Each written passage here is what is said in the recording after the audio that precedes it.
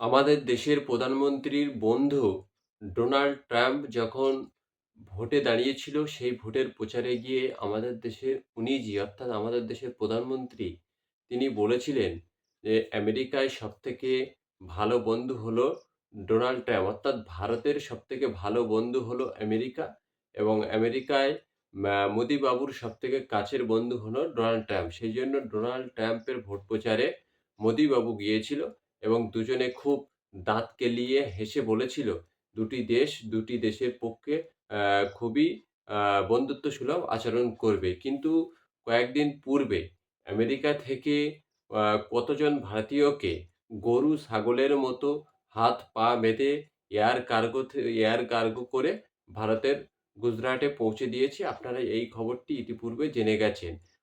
অতএব যারা সনাতনী করে, যারা হিন্দু করে, সেই সমস্ত হিন্দুর ঠিকাদারিরা আ বিদেশের চাকরি করা হিন্দুদের কিভাবে ভারতবর্ষে গরু ছাগলের ন্যায় আ ক্রীতদাসের ন্যায় হাত পা বেঁধে পরাধীনতার আ মতো করে ভারতবর্ষে পাঠায় সেটা আপনারা দেখেছেন।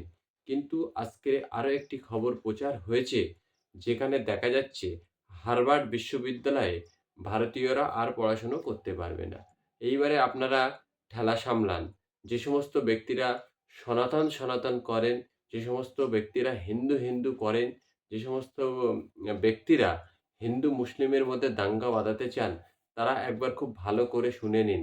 ভারতবর্ষ থেকে যদি ১০০ জন ছাত্র হার্ভার্ড বিশ্ববিদ্যালয়ে পড়তে যায়, তার মধ্যে 98% আম ছাত্রছাত্রী থাকে হিন্দু সম্প্রদায়ের মধ্যে।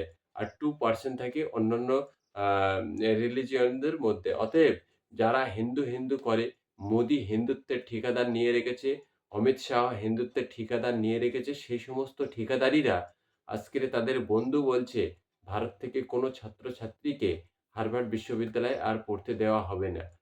এখন আমাদের বাংলার এই গর্দভ শুভেন্দু অধিকারী থেকে নব রূপে ধারণ করা আগামীকাল সেই দিলীপ ঘোষের বিয়ে।